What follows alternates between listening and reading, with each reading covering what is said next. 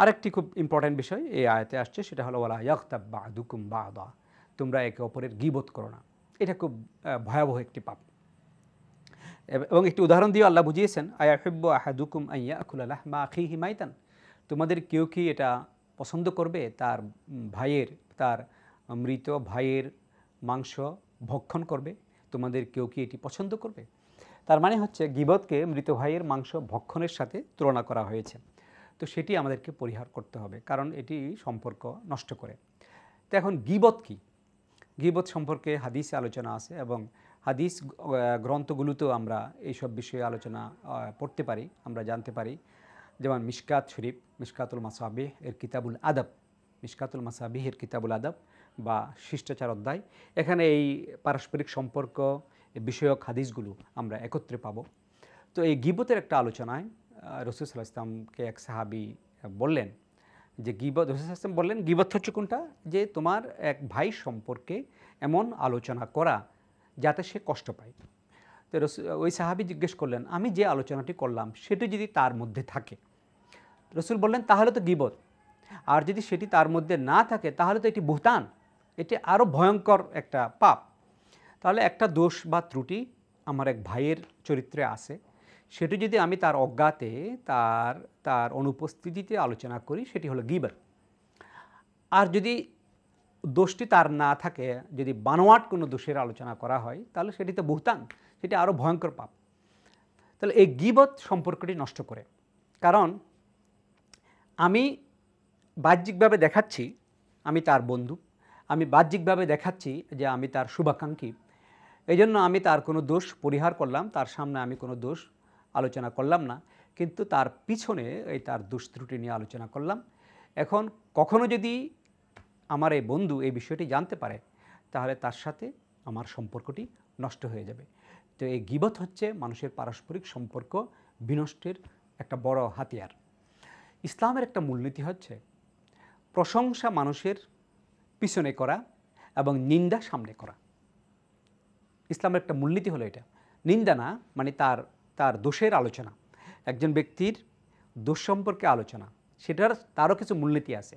সংশোধনের জন্য, ইহতিসাবের জন্য, সংশোধনের উদ্দেশ্যে আমার মুসলিম ভাইয়ের দোষের আলোচনা আমি করব তার সামনে তাকে আমি সংশোধনের জন্য ভদ্রভাবে তার দোষের আলোচনা করব এবং তাকে সেই দোষ সংশোধনের জন্য আহ্বান করব। এটি সম্পর্ককে গভীর করে। আর প্রশংসা করতে হয় পিছনে, প্রশংসা সামনে করতে হয় না, কারণ প্রশংসা যদি সামনে করা হয় সেটি চাটুকারিতায় পরিণত হয়। আমি যদি কারো পিছনে প্রশংসা করি এবং ওই ব্যক্তির মাধ্যমে যদি প্রশংসিত ব্যক্তি এই সংবাদটি পায়, তখন সে খুশি হবে যে না, আমার ভাই আমার প্রশংসা করেছে।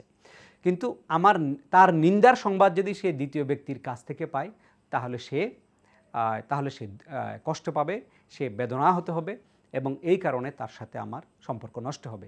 এই কারণে কোনো দোষ ত্রুটির সমালোচনা করতে হবে সামনাসামনি, এবং সেটি শুধু দোষের আলোচনা করে কাউকে খোঁচা বা কষ্ট দেওয়ার জন্য নয়, তার সংশোধনের জন্য, তাকে পরামর্শ দেওয়ার জন্য।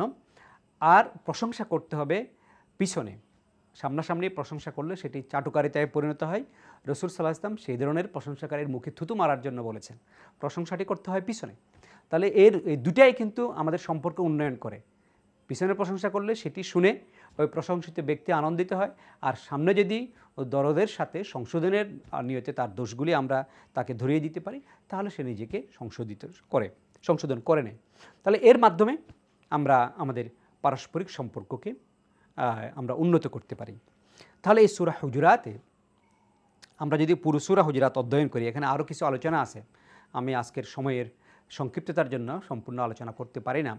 আমরা আমাদের একটি আদর্শ মুসলিম সমাজ যদি আমরা গড়ে তুলতে চাই, যেখানে পারস্পরিক ভ্রাতৃত্ব, পারস্পরিক ঐক্য বিদ্যমান, ভ্রাতৃত্বের বন্ধন সুদৃঢ় হবে, তাহলে আমাদের এই পারস্পরিক সম্পর্ককে সুদৃঢ় করার জন্য আমাদের অবশ্যই সূরা হুজুরাত অধ্যয়ন করতে হবে।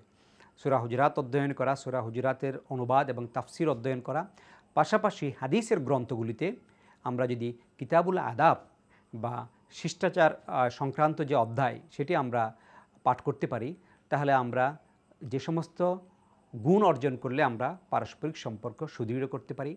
আর যে সমস্ত অসৎকর্ম মাধ্যমে আমরা পারস্পরিক সম্পর্কের ভাঙন রোধ করতে পারি, পরিহার করতে পারি, সেগুলো আমরা জানতে পারবো।